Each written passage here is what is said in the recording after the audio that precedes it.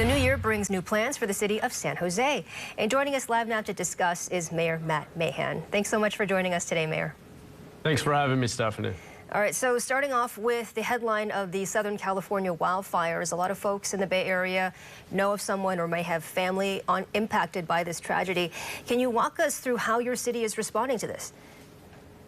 It's a horrific tragedy, and our hearts just go out to everyone in Los Angeles who's lost loved ones, property. It's a horrible situation. We've sent a strike team of San Jose firefighters down to Los Angeles. They are down there right now, 25 firefighters, 3 engines, risking their lives to protect Angelenos. And we know that if, and it's probably more likely when, natural disaster strikes the Bay Area, we know that Southern California will send aid our way. So we're just hoping for the best down there. I'm also using this as an opportunity to ask our city teams, our city manager, fire chief, and others to review all of our fire risk mitigation plans, all the emergency preparations we have, and give us an assessment of how well we're doing at clearing brush and reducing fuel loads, ensuring that water pressures are what they should be, and just make sure we're taking the lessons, any lessons that may come out of this tragedy.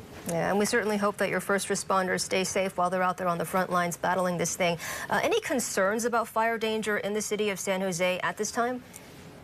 Nothing imminent. We fortunately don't face the same Santa Ana winds that have played such a role in this tragedy. We've had more rainfall this year. We're in a different situation, but we don't ever take anything for granted, and we face our own fire risk at times here, not to mention flood risk, earthquake risk across the state, right? So we're always looking at our preparations, evacuation routes, our community trainings, all the work that we do to be as prepared and resilient as we can possibly be. And how can the residents of San Jose also make sure that they're staying prepared? Are there any emergency alerts that they can sign up for as well? There are. I would recommend that folks just search online for Emergency Preparedness San Jose. Our team, the Office of Emergency Management, and our fire and police departments have done a great job of pulling together very comprehensive resources for folks to know your risk of flood, fire, and other natural disasters, know what to do in a moment of emergency, have that emergency kit ready to go. There are many different training modules and ways that you can get involved. We also have CERT teams, community emergency response teams, because we know when tragedy strikes, when disaster strikes, our first responders will be overwhelmed and residents will have to rely on one another. So we want to empower our community to be prepared. Yeah, some helpful information there. Thank you. Let's turn now to the local issue of homelessness. Mayor, you recently announced plans to start banning RV street parking, part of a $3 million program to remove RVs in 30 heavily impacted areas. To start us off here, can you describe the situation that residents in these impacted areas are facing to give us an idea of why the city is getting involved? Well, yes, and I want to be clear, it's a $1.5 million pilot program this year. We've identified 30 sites. These are the sites that have been most impacted by persistent, some have come to feel permanent RV encampments, and I believe we have a responsibility for providing some relief to residents, small business owners, families trying to access a park or a school.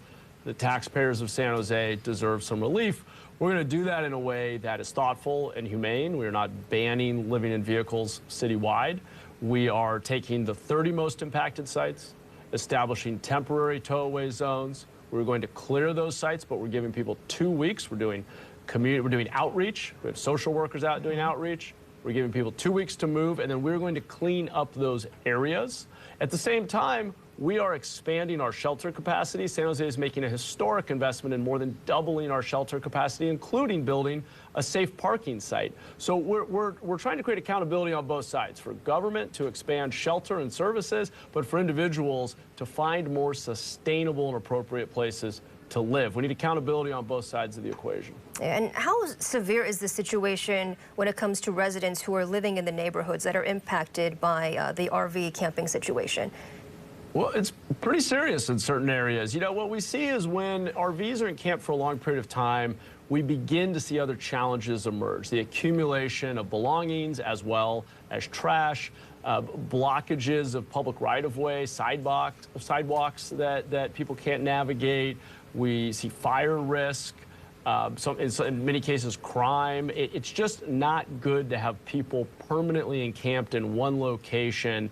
We've got to get in, provide services to folks, incentivize them to accept services and shelter, clean up areas, and neighbors who have done nothing wrong, who are paying their taxes, working hard, shouldn't be subjected to permanent encampments right next to their homes. It isn't fair to them. We've got to give them some relief. Now, in terms of support services, you touched on that in your earlier response here. We understand that there is at least one safe parking site for folks who are living in these RVs to go. Are there plans to expand that service, that safe parking site? Yes, good question. We currently have one up and running at capacity. We're opening a second one, which will be the largest safe parking site. We're also opening a safe sleeping site, but we'll have the largest safe parking site in the South Bay. City of Mountain View has been a great actor on this. They have a few safe parking sites. I'm encouraging other mayors to do their fair share in their cities. And we are adding a number of placements in our quick build communities. We're converting more motels. We're also encouraging folks with RVs to find a more sustainable place to be. Parking on private property with friends, owned by friends and family. Moving into an RV park where they're paying some rent. I've talked to people in RVs who are working, or moving into a designated shelter area. But we can't allow people, and there should not be an expectation that folks will move their RV onto a city street and live there permanently and begin to expand out into the rest of the public space in that area. And what do these safe parking sites look like, and how will the city work to ensure public safety around the area? Great questions. Whether it's a safe parking site or a converted motel, quick build modular community, or a safe sleeping site, what all of these solutions have in common is we pay for, using our hard-earned taxpayer dollars, basic security, access to sanitation, 3 meals a day, and case management. And we do our best to hold people accountable to getting on the path to something more permanent and sustainable, getting drug treatment, job training, reconnecting with family. It's meant to be a hand up, a pathway off of the streets. And as we have those shelter placements available, which taxpayers are paying for, I believe we need to hold people accountable for using them and ban camping in the rest of the city. Got it. Moving on to the topic of the San Jose Animal Center. We understand that they hosted a pop-up event recently driving pet adoptions. So curious to know how things are going with the shelter, given those recent reports, which were pretty concerning about the facility last year. Yeah, so the pop-up they did downtown was incredibly successful. They had nearly 40 animals adopted out of this pop-up location. They're actually extending it through mid-February. So if you live anywhere near downtown San Jose and want to come meet your future furry friend, come on downtown to the pop-up. It'll run through the middle of February. More information on the web. We are working through the audit recommendations. I had the opportunity to go out to the center just a couple of weeks ago and spend over an hour with staff, meeting with the vets, meeting with the frontline staff. And it's clear that they are working incredibly hard in very difficult conditions. We have seen private costs of veterinary care just skyrocket. So many families can't afford it. We are the public shelter, the shelter of last resort. We get every one of the animals that don't have anywhere else to go, that are sick, that are injured. We need to do a better job of partnering with the community to get upstream of this issue, making sure animals are spayed and neutered, supporting the trap and release program where those animals get spayed and neutered. We have to get upstream, but the frontline staff are working incredibly hard.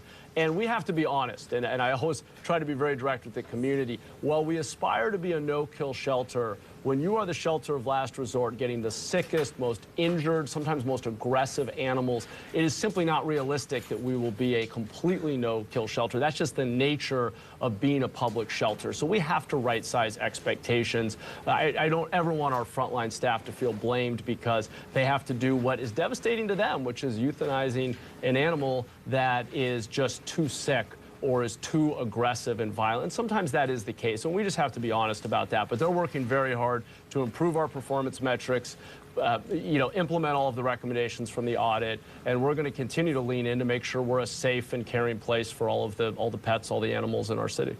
Okay, San Jose Mayor Matt Mahan, I've got more questions, but that's all the time we have for our interview today. Thank you so much for joining us. Thank you. Appreciate it.